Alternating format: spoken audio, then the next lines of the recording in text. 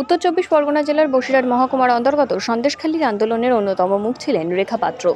যে আন্দোলন রাজ্যের গণ্ডি পেরিয়ে জাতীয় আলোচনার কেন্দ্রবিন্দু হয়ে উঠেছে, ঠিক তখনই লোকসভা নির্বাচনের দ্বিতীয় প্রার্থী তালিকা ঘোষণার মধ্যে দিয়ে চমক দিলেন বিজেপি নেতৃত্ব, অর্থাৎ সন্দেশখালীর ভূমিকন্যা এবং সন্দেশখালী আন্দোলনের অন্যতম মুখ রেখা পাত্র। সন্দেশখালী আন্দোলনের অন্যতম মুখ রেখা পাত্রকে বিজেপি প্রার্থী মনোনীত করেছেন।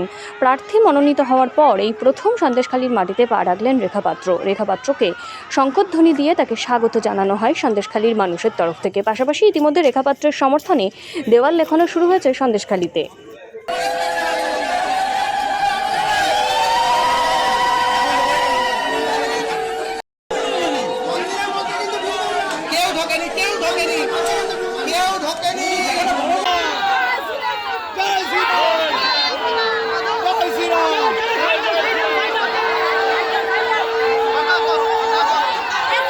সেটা হচ্ছে তৃণমূল পুষ্ট যারা, তারা তো অনেক কথাই ছড়াবে যাতে আমাদের প্রার্থীটা আমরা না দিতে পারি, তার নামে বদনাম করবে। মানুষ যারা বাইরে থেকে আমাদের প্রার্থী নিয়ে আসে তারা কাঠের পুতুল।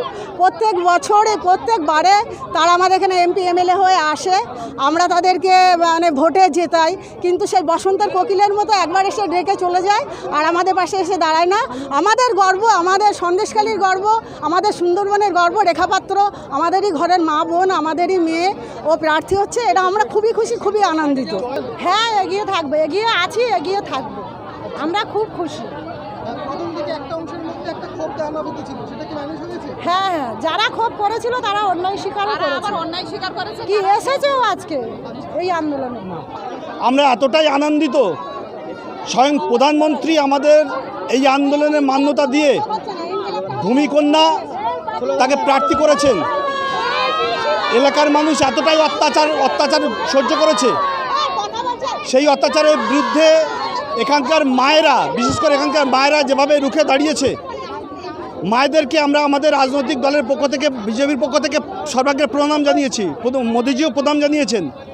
এই আন্দোলনকে মান্যতা দিয়ে এখানকার ভূমিকন্যাকে প্রার্থী করায় আমরা এখানে সবাই সন্দেশখালীর মানুষ তথা বসিরহাটের মানুষ খুবই আনন্দিত।